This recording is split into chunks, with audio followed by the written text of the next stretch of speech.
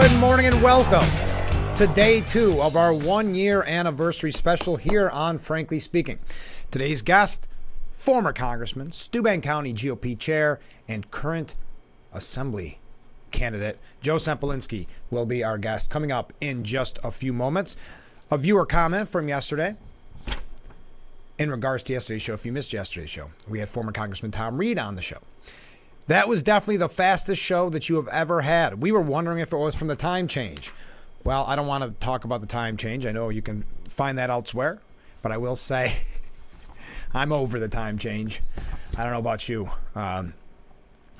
Definitely feels like you're waking up early. That's for sure. But thank you. I thought it went very fast as well. I was actually talking to a few people after the program about how quickly the conversation with Tom went and how I wish I had a little more time to dive into some other heavy issues. Oh, look at all these waves come in. Thank you. Hey, okay, before we get ready to go to Joe, and I apologize if this is starting to get annoying, but it's an anniversary show, so please humor me for just a moment. The super mayor out of Dolton, Illinois, that we've been talking about on the program, again, stressing the fact that it's important to know who you are voting for. Now, there is, and I've had this conversation with numerous people, there is the problem with not as much localized media, where it is very difficult for you to do the research often. That's why I think this is a great resource, if I can say so myself, to get the word out. But it is very difficult in today's media landscape to get coverage of local candidates, local boards, and the like. And this could be a scenario where people just did not know what they were voting for when they voted for Tiffany Henyard. She is the mayor out of Dolton, Illinois, and she's been accused of wasting taxpayer money on lavish spending. Well, the reason I mention her now, and they were doing, they passed a resolution to essentially audit the finances, and she vetoed. We had that for you last week. She vetoed that resolution. Now we learn that, first of all, because she is the county supervisor for Thornton Township and the mayor, her income is nearly $300,000. That's more than the state governor. The average income in Thornton Township and Dolton is $45,000 to $50,000 and $24,000 respectively. And she's making nearly $200,000. And now we learn that she put her makeup artist on the town payroll. Her makeup artist is now officially listed as administrative assistant. The makeup artist was paid $7,650 over 6 transactions between April 6th and June 5th of 2023. There you go. I don't know why I enjoy talking about the super mayor so much. Well, because I think it does just reiterate the fact that we need to understand who we're voting for. We need to do as much research as we possibly can. All right, we've been receiving a couple messages before we go to break. A lot of waves here. Thank you. Good morning. Rest in peace, singer Eric Carmen. Passed away at 74 years old. I saw that news early this morning, so thank you for that. And thank you for all of the waves. As I said, Joe Sempolinski will be our guest in just a moment. So if you have any questions for Joe, please let me know. It's not too late. I'll try to get to them while we're live on the air. But we're going to take our first break. This is Frankly Speaking, celebrating 1 year on the air. Stay with us. It is. Here we go, as a matter of fact. Welcome back to Frankly Speaking. It's a 1-year anniversary, and Joe was just asking me, is it the celebration? Will you tell me, does this look celebratory, Joe? Can you see it? I could see the confetti. I saw there was a logo in the corner. You got it. I'm assuming that is an actual logo floating over Market Street. It is. We paid a fortune. Hey, listen, only the best. Only the best. Yeah, celebrating 1 year. It's hard to believe. Yesterday we had your and my former boss, former Congressman Tom Reed, was on the program. And a little bit after you, we're going to be talking with Sheriff Allard. So we've got a jam-packed lineup. Oh, fantastic. Well, it's a big accomplishment. Thank you. And I think Big Fox and the sponsors, they made a great choice. Oh, thank you. Putting Frankly Speaking on the air, and I'm happy to be a friend of the program. Well, thanks, Joe. And you're like the fan favorite. Last time I finally had to read one comment that was nice about myself, just because everything else was about you. Hey, listen, I put butts in the seats. That's it. Yeah, right, yeah. That's it. So I realize every time I talk, your introduction is longer. Former Congressman, Steuben County GOP Chair, and now candidate for New York Assembly. How's the race going? So far, so good. It's going really well. I mean, the fundraising's been great. The response from the voters has been great. The response from the local party committees has been great. I've been endorsed by all 3 counties. There's 3 counties that are part of this assembly district: Cattaraugus, Allegheny, and Steuben. And I've been endorsed by the Republican committees in all 3. Mr. Langworthy. I saw that. We read that. That was really nice. Yeah, Mr. O'Mara's endorsed me, and Senator Borrello. Senator O'Mara represents about 1/3 of the population of the assembly district, and Senator Borrello represents about 2/3 of the population of the assembly district. He's also endorsed me. Assembly districts and Senate districts don't have anything to do with each other. Some states they do, in New York they don't. So it's the support's really come together, and I've been out and about knocking on doors for petitions, and that's the response to that's been great. Oh, great. So I'm feeling really positive, but you got to play to the whistle. Yep. And you play until the election. Yep. And so we're gonna be out talking to voters and listening to their concerns between now and election day. And you've had beautiful weather for petitions. Well, it's been a little hit or miss. Oh, is it? During the week, Yeah. do you notice? Yes. It's been really nice. Mm-hmm. When you get to the weekend, we have a big block of time. You can go out. Yeah. I was out in my home village of Canisteo on Sunday, and suddenly this squall came through. Oh no. And I had gotten like 3 signatures so far. I've been out for like 15 minutes. And I luckily was near like the Little League field, so I like hid in the dugout. And my wife is texting me, like mocking me, like, "Hey, good timing. Yeah. Go out. You're at the right time," because it was really sunny beforehand. Oh yeah. And then it cleared up. But that's part of the fun. That is. And part of the process of doing petitions in March. You never know what you're going to get. But the good part about that process, and New York makes it very, very difficult to get on the ballot compared to other states. The good part about the process is it forces you to actually talk to voters and talk to constituents and do what you should be doing as a elected representative, is know the people you're representing. So that is the fun part of it. 99% of people, when you knock on their door, they want to talk to you. They want to know what this is all about, and what you're doing, and you have a really positive interaction. How many signatures do you need, Joe? The legal minimum to get on the ballot for a major party for state assembly is 500. Oh, okay. And then there's another. I have support from the Conservative Party. That number is a little different because it's basically 500 or 5% of the number of registered voters in that district, in that party, whichever one is lower. Okay. So it can't be above 500, but for some parties it may be a little bit lower if there aren't as many registered voters. So I'm collecting Republican signatures, and we're collecting conservative signatures. And, Great. So far, so good. Good. And I realized since we last talked, so much has happened. Of course, Nikki Haley has dropped out or suspended the campaign. Which, were you shocked when Marianne Williamson? That's the first time I ever saw someone suspend a campaign and come back. Because that's sort of a joke. Yeah. People say they suspend. Right.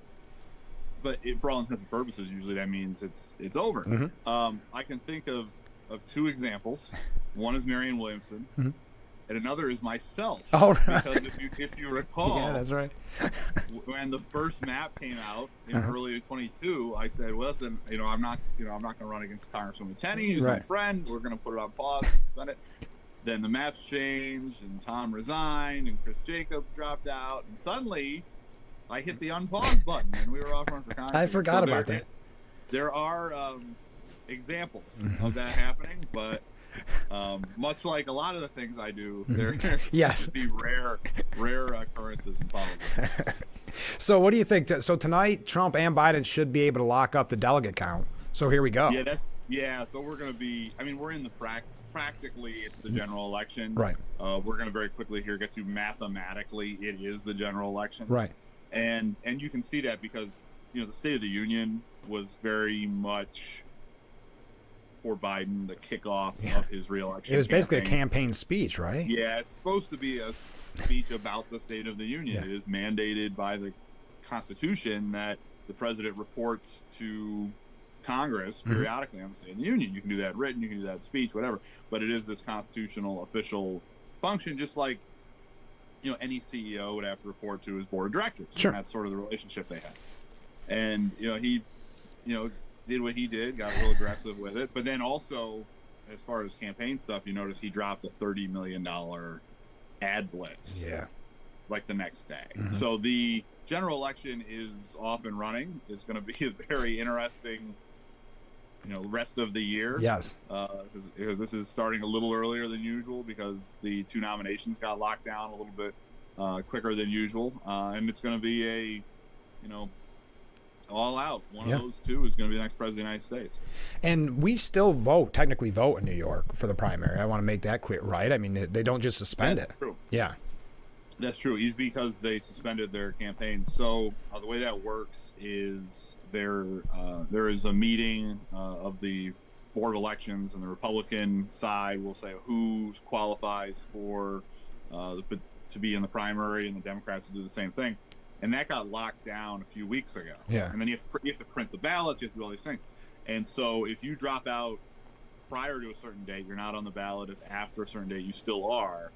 So there will still be a primary. I believe there's 4 candidates that are still on the ballot. I think it's Trump, Haley, Ramaswamy, and I can't remember who the 4th one is. But there will be a ballot. There will be four candidates, and I would obviously encourage everyone to get out to vote, because that is the mechanism by which delegates will be allocated in New York State. Well, we got to take our first break. Can you stay with us, Joe?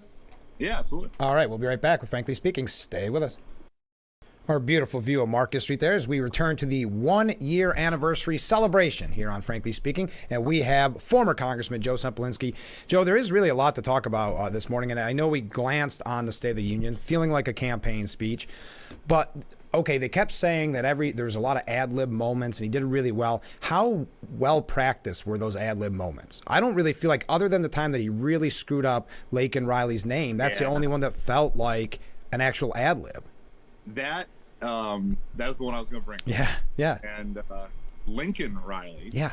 Not like Lincoln Riley. The name he said is the football coach at the University of Southern California. Is that right? Okay. Yeah.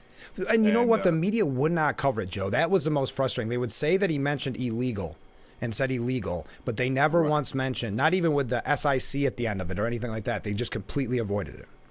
What was pretty odd about that, and a little bit disturbing, is then, he refers to, her alleged killer as an elite. Right. And so he then sort of indirectly apologizes to that person in a subsequent interview, saying, "Oh, I shouldn't have said that term. I should have said the PC term." Yeah, whatever that is. Or whatever. I mean, we're talking about a guy that is accused of slaughtering this woman. Yes. And the concern is whether he's offended, I guess. Or something. I don't. It shows the moral compass of the left is so out of whack. Where to them, some of the biggest crimes you can commit are mislabeling somebody or using a term that they don't like or what have you.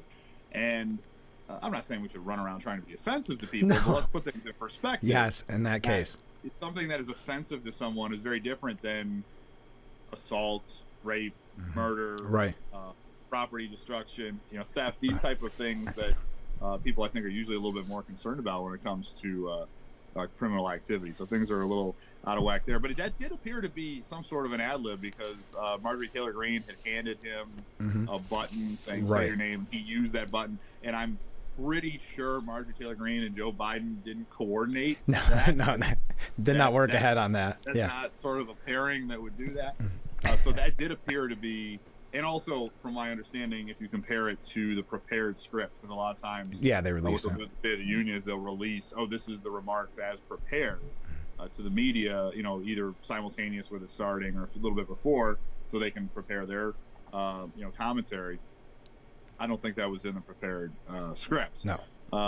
So that at least appeared to be somewhat what a genuine moment. It's kind of like professional wrestling, where you always are looking at like, that appears to be fake. Is that something that was? Is that a work, or is that a what is this? Yeah, it was an interesting speech. I think we as Republicans we do this too often, where we set the bar so low for, like in this case with Biden, that, any kind of showing that he puts on, people can say, look how fired up he was, look how great he did. It's just like when we say, well, Trump's going to win by 40 points against Haley, and then, he only wins by 35, and they said it was a great night for Haley. We're not the best at setting standards at an accurate level.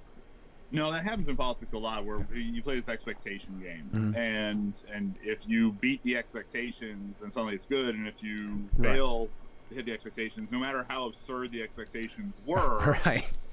Sometimes that hurts you. And as you mentioned with the president, sometimes recently the expectation is he's speaking. Yeah, he formed a sentence, and much. So you got to be careful with that because the media certainly will twist it to Biden's advantage. So, and I think, right now Donald Trump is the favorite to be the next president. That's what all the polls say. He's ahead nationally. He's ahead in all the swing states. So if you said to me right now, predict who's most likely the next president of the United States, my prediction would be Donald Trump. But I would, certainly advise, if I was to talk to the Trump campaign, they asked me for advice, I would say, listen, you got to take this very seriously. Don't get cocky, because Joe Biden is the sitting president of the United States. And when you are the incumbent president, that comes with massive advantages. We're talking about one right now. He got to give the State of the Union address. Exactly. He used it in a way that helped his campaign. But when you're the incumbent, you have those inherent advantages. And anytime you're not the current occupant of the office, you need to take it very seriously. It is very difficult to dislodge a sitting president of the United States. But at the moment, I'd rather be Trump than be Biden as far as where the polls show. How crazy is it that the Democrat National Convention's back in Chicago when there's going to be so many protests, right? Yeah, I mean, they've never had a problem with that before. Right? No, what could ever happen here? And we've seen things have gotten really absurd with some of the protests on the far left, especially on the Palestinian stuff, where I saw, there was a momentary delay in the State of the Union because there were some protests that were blocking some of the streets in D.C. And you've seen around the world, even some very liberal politicians get protested on, the Gaza situation. So there's going to be protests. There's always protests at a national convention. Right. The one I attended was Trump's in 2016. I went to that. I would have been. I was an alternate delegate in 2020, but obviously the convention didn't happen in a full way. So I would have been there. But in 2016, I mean, obviously there were protests there, but it's not like it was just because it was Trump or that it was Biden or what have you. There's just always protests. But you put it in a very large city, a very liberal city. With a history. With a history of going back to the Vietnam era. A little Mayor Daley cracking some skulls. Brutal interactions. And it's a recipe for some fun interactions. Yes. And and the Republicans are in Milwaukee, right? I think so. Yeah, I think that's where it is. Yeah, so it's that'll be a little bit more placid up in Wisconsin. Yeah, that's going to be fascinating to watch. But we got to take another short break. Stay with us. We'll be right back with Frankly Speaking here on WYDC TV. Big Fox. Doing good. Oh, here we go. Welcome back to Frankly Speaking here on WYDC TV, Big Fox, broadcasting live from the Hesselson studio on our 1-year anniversary celebration, being joined by Joe Sempolinski. Joe, there's so many things we've got to discuss. First, we were talking about the presidential election. It's interesting to see the numbers that Gallup have released about the demographic changes towards the Republican Party. We're talking about black and Hispanic votes. Yeah. I mean, you're talking legitimate numbers here, big swings. Yeah, and you've seen that with Trump. Trump has this appeal to certain constituencies that Republicans hadn't appealed to in the past. Right. Blacks, Hispanics, certain segments of working class, whites. It's a lot of different groups that he gets votes that other people can get votes. We see that in New York State, where Trump, in his previous 2 presidential elections, he's underperformed with Caucasian voters in the suburbs, but he's overperformed with Hispanic voters, black voters in New York City. So he makes up for it a little bit. So he's way low where he needs to be to win New York State. He's really below where he needs to be in the suburbs, but he's not far off where he needs to be in the city. Interesting. So he has a very different electoral coalition than other Republican politicians do in a positive way. He's drawing out voters. And there's just the fact that there are people that come out to vote for him that don't come out to vote for other politicians. The downside of that is usually Republicans do better in off-year elections. Right. Now that's sort of evened up because some of our coalition will only come out to vote in the presidential year, and we got to make sure they come out to vote in all elections. But if he can make permanent a legitimate section of some of these demographic groups voting for Republicans, the math becomes very hard for Democrats, because they count on, to get to 50%, they count on winning very large majorities in certain demographics. And if those become even slightly smaller majorities, the math simply just does not work for the Democratic Party at all. And they so often take those groups for granted because they thought they were locked in. And that's what I think they're now looking around and going, wait a minute, we might have screwed this up. Right. You're talking about, let's say, African-American voters, where recently they've been getting, 90%, 85% of that electorate. Yeah. If suddenly that's 65%, they're still getting 2/3 of those voters. You don't need to get to winning that particular group. If suddenly a Republican can get them down to 65%, they can't win any election nationwide. They can't win any election statewide. It doesn't work, because the math is based on getting enormous margins in these particular groups. So I think it's important for Republicans to reach out to all groups, all ethnicities, everybody throughout the state, throughout the nation, because there's a lot of people in cities that have historically voted for Democrats who are very frustrated with crime. Right. If you're Asian, if you're Hispanic, if you're black, if you're white, you don't want your kid to be hurt by a criminal. Right. That's a universal human thing.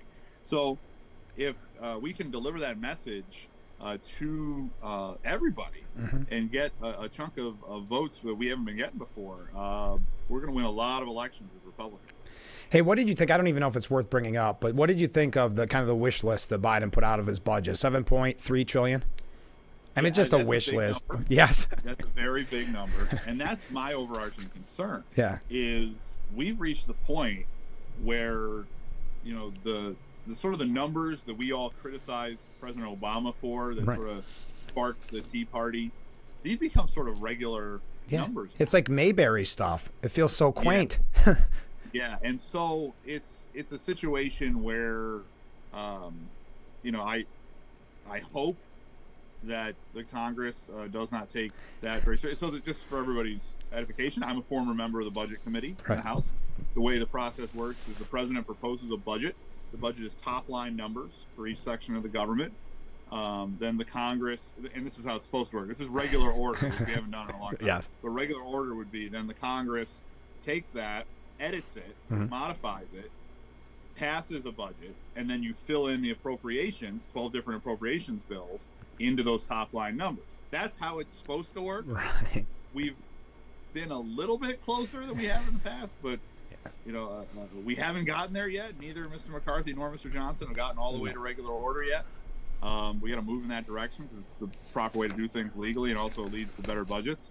But the president's executive budget is the first step leading up to the end of the fiscal year and the beginning of the new fiscal year at the end of September, October 1st. Well, there's an interesting piece by Danny McCarthy, too, to just tie on what we were talking about earlier. Biden may be losing voters, but he sure knows how to buy them back. If you look at some of the things that he proposes, I mean, well, just going back to, I know we talked about it, but the student loan debt and those type of things where imagine if Trump scoffed at the Supreme Court and was really bragging about going against the Supreme Court, but that's what Joe Biden's doing. And they're not even really hiding it, what it is.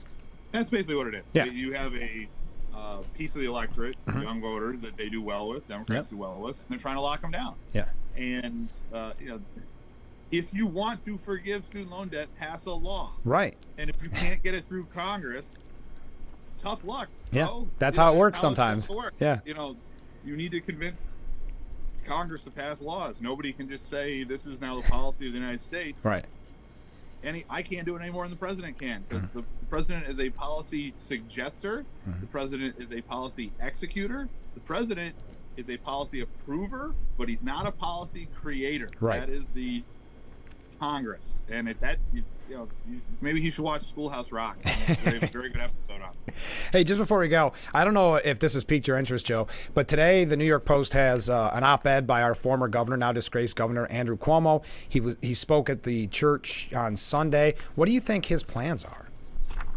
He's up to something. Yeah, he's definitely up to something. Because that guy don't get out of bed not up to something. Yeah, exactly.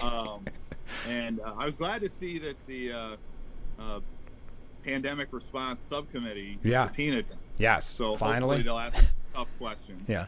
I wish he would go away. Mm-hmm. I wish we've talked a lot over the years, you and I, yes, about Andrew Cuomo, a lot. Yes. And I will give you credit because this show, in your radio version of this show, you were talking about the nursing home situation when he was still riding hot. Yes. And I'll give credit to our current Congressman, Nick Langworthy, because he was state party chairman at the time.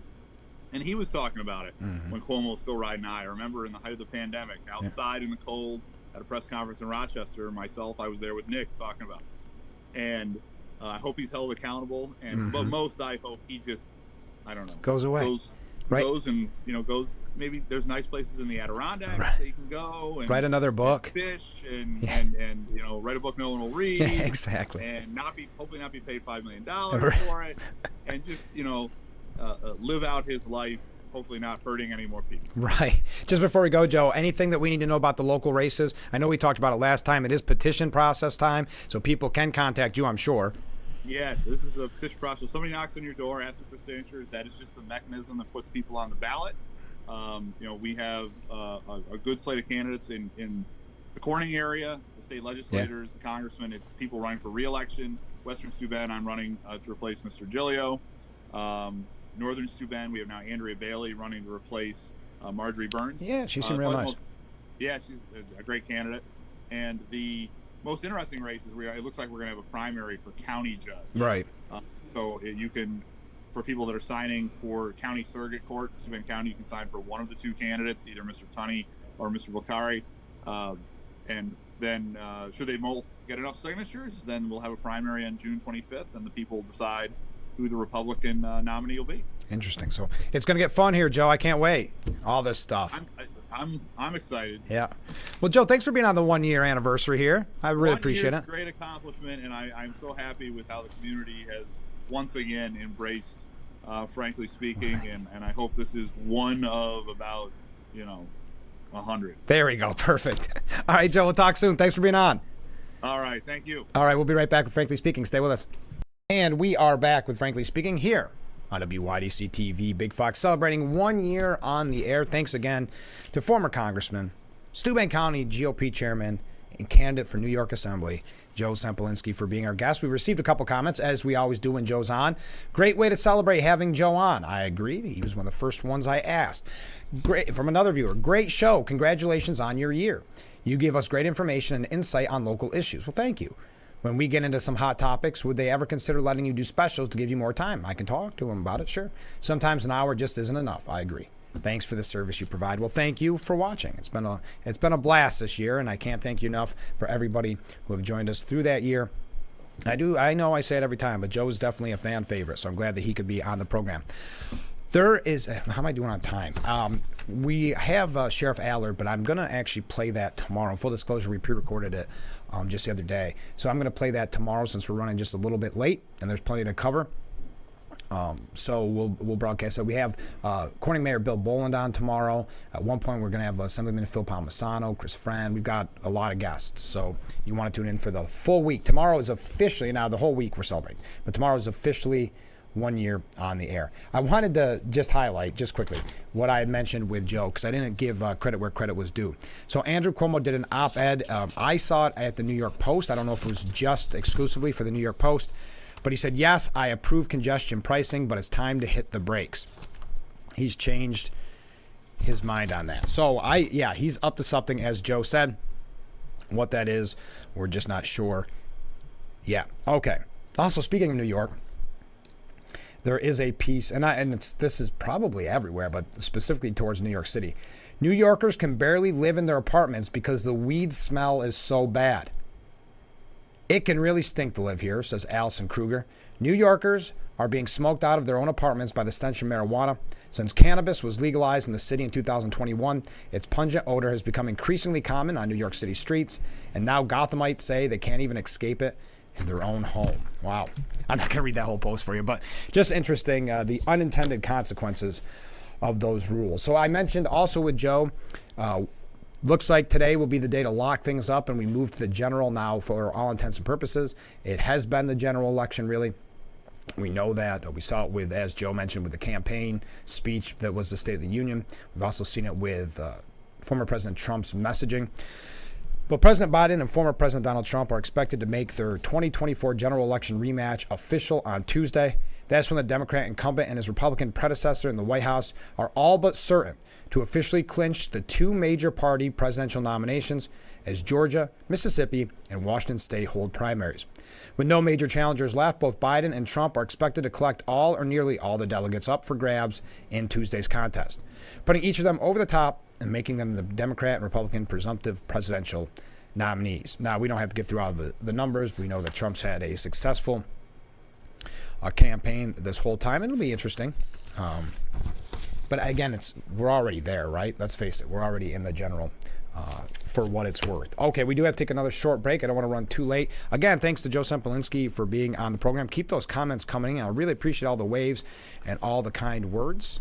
Yes, we're having a fun time celebrating 1 year on the air with Frankly Speaking. So stay with us. We'll be right back. Our beautiful view of Market Street as we broadcast live from the Hesselson studio. Thank you so much for joining us on Frankly Speaking. A couple viewer comments. Joe Sempolinski for president 2024. May be a little too late to get in the presidential race, but of course, Joe, that would be an interesting trajectory from Congress to Assembly to president. Another, how about this? While Morning Joe, meaning the competitive show, while Morning Joe is completely reeking, the best morning talk show hour is Frankly Speaking. I like that. Thank you to that viewer. I appreciate that. So Biden did, again, I mentioned this with Joe, but Biden unveils his massive $7.3 trillion budget with a $5.5 trillion in tax hikes in the post-State of the Union address. Biden unveiled his election year budget pitch, calling for $5.5 trillion in tax increases by raising rates on the wealthy and corporations, while driving up spending on federal benefit programs, affordable housing, and student debt cancellation, among other proposals. Brian Riedel, a senior fellow at the Manhattan Institute, focusing on the budget and taxes, told the Post in a Friday interview that Biden's similar plan from last year put forward, quote, the highest peacetime burden in American history, as well as the highest sustained taxes in American history. Not only is the president raising taxes, but he's using a substantial portion of it for new spending rather than deficit reduction, which just means even bigger tax hikes down the road when it's time to rein in the deficit. And as I mentioned with Joe on the air, there's the piece by Daniel McCarthy saying, Biden may be losing voters, but he sure knows how to buy them back. Biden isn't simply an old politician. He's an old-fashioned one, the kind that believes in buying the vote. He tried it in the 2022 midterms with a student loan forgiveness push that had little chance of surviving the courts. But it didn't need to. All that mattered was convincing young voters that they had a vested interest in the Democrats' fortunes. Donald Trump gets called a transactional politician, yet Biden is an absolute master of the traditional pork barrel method of courting constituencies. And this kind of goes through the history of buying votes. It's really a fascinating quick piece that you can find for yourself at the New York Post. It's by Daniel McCarthy. But Biden is not to be underestimated. And if Trump is going to beat him, he has to take seriously the Democrats' determination to outbid him in an auction for votes. I thought that was an interesting one. Keep those comments coming in. We got a lot of waves. I really appreciate that. I think we're up to more than that. All right, there we go.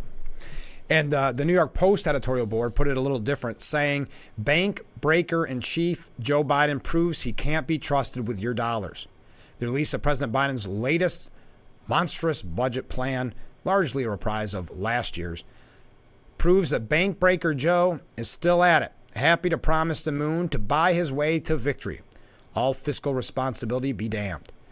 None of the numbers really mean anything. It's just a vision of how he'd spend $7.3 trillion in 1 year to be offset with $5.5 trillion in tax hikes. A lot of massive green spending in there, like $23 billion in climate adaptation and resilience across an alphabet soup of federal agencies. And we don't need to go through all of this. A scheme for price controls to magically cap out-of-pocket drug costs at $2,000 for all private health plans, pitched as a bribe to 189 million Americans if any of the details actually worked. And it can go on and on. So as economics, it's nonsense. As politics, it's just a pack of symbols meant to show that what Biden stands for. Exactly the same thing he has since taking office. In other words, he's vowing to deliver more of what he already has, which should give every American the chills. We got to take a short break. Stay with us. This is Frankly Speaking here on WYDC TV, Big Fox.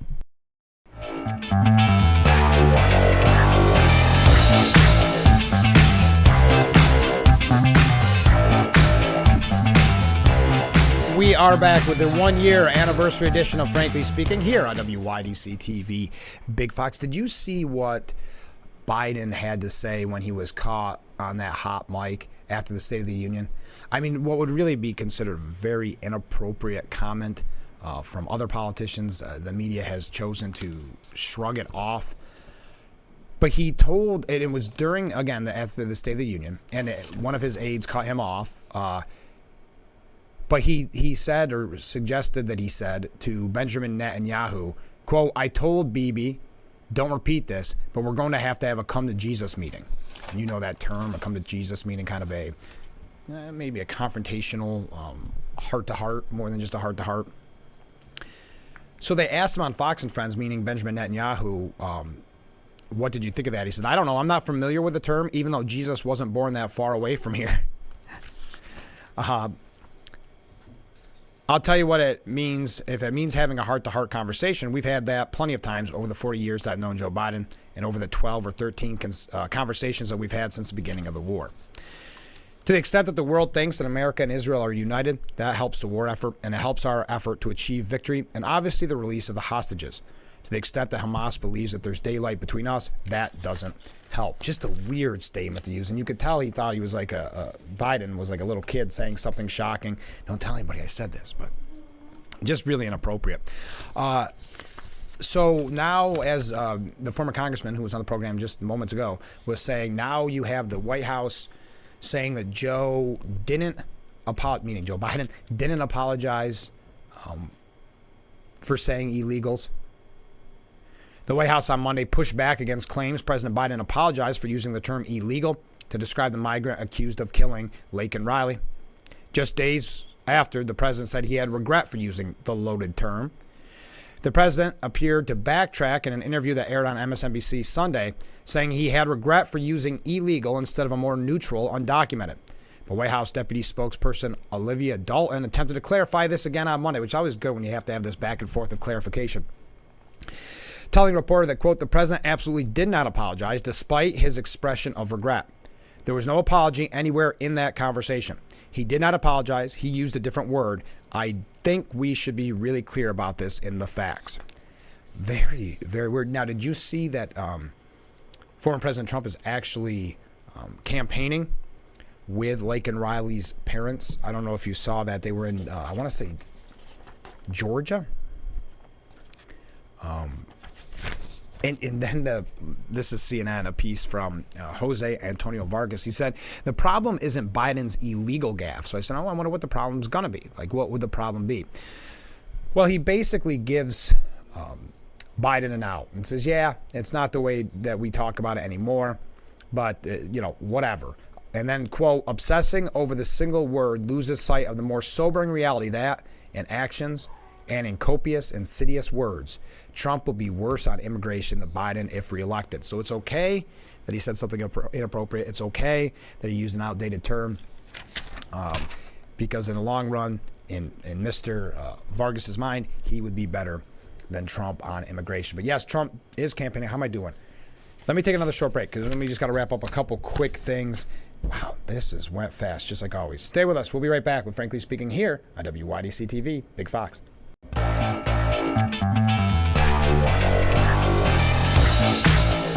Thank you again for joining us on the 1-year anniversary special here on Frankly Speaking. We have special guests all week. Tomorrow we'll be joined by Corning Mayor Bill Bolin. We'll also have Sheriff Allard, Assemblyman Phil Palmisano, Assemblyman Chris Friend. I received this comment from a viewer. Frank, I really hate to hear Biden did this and Biden did that. That is exactly what the Democrats want everyone to think. So when they ditch Biden, they can blame him for all the issues created during his presidency. The Republicans should always generalize it by saying the Democrats are responsible for everything that's happening. Joe makes no decisions himself. Thank you, Ken, for that comment. Thank you to our other viewer who, yes, that sounds good to me. They know just suggestions for the show. Thank you so much. So, yes, Trump has been campaigning with Laken Riley's parents. 16 days ago, Trump told the crowd, Laken went out for a morning jog. She was in great shape. She wanted to keep herself that way. And she never came back. They knew something was wrong. An illegal alien criminal who Joe Biden intentionally released into our country has been charged with murder. And he's released tens of thousands of people like this. Tens of thousands. Because, they come from jails and they come from mental institutions. He released them into our country. Biden has implemented a formal policy that illegal aliens who intrude into the United States are granted immunity from deportation. Thus, when this monster showed up at our border, he was set free immediately under the program that Crooked Joe created. So campaigning with Laken Riley's parents over the weekend and that does show a very different contrast. Trump campaigning with Laken Riley's parents, and then you have Obama, listen to that, blast from the past, Biden apologizing or saying he regretted using the term illegal. Just clear differences. That's not a judgment call one way or the other. Just very stark contrast there. Are we out of time already? This is unbelievable. Thank you to everybody who joined us. Thank you. This is interesting from Axios, real quick. Biden's budget shows the limits of taxing rich Americans. That's coming from Axios, even seeing what that would mean for the country. So thank you to Joe Sempolinski for being our guest. He is former congressman. He is a current Steuben County GOP chair and currently a candidate for New York Assemblyman. Joe Sempolinski, always appreciate him coming on the program and having a nice chat with us. And I know you do too, because we received so many nice comments. Tomorrow, according to Mayor Bill Bolin, we're going to be talking with Sheriff Allard, Assemblyman Phil Palmisano, Assemblyman Chris Friend. Just a heck of a lineup. So I hope that you'll tune in every weekday morning at 7. If you're new to the show, you see the number on the bottom of the screen. Please feel free to reach out at any time. I would love to hear from you. Any suggestions for guests? Probably not for this week because we're pretty much booked up. But in the future, you can always reach out to me there. Make suggestions, especially if you are running for office and you want to come on the program. I would love to have an interview with you. So just go ahead and contact me there, and I'll do the best I can to get back to you as soon as possible. So day 2 of the 1-year anniversary edition of Frankly Speaking. Thank you for joining us, and we'll be back tomorrow morning starting at 7 a.m. with Frankly Speaking. Celebrate, and tomorrow is the actual 1-year day. That's when we started on the 13th of March. So it'll be officially 1 year tomorrow, and I can't wait. I look forward to it. But the whole week is a big celebration for our 1 year on the air, and so I really appreciate you joining us. And we will see you tomorrow morning, bright and early. I look forward to it already. Have a great day, everyone.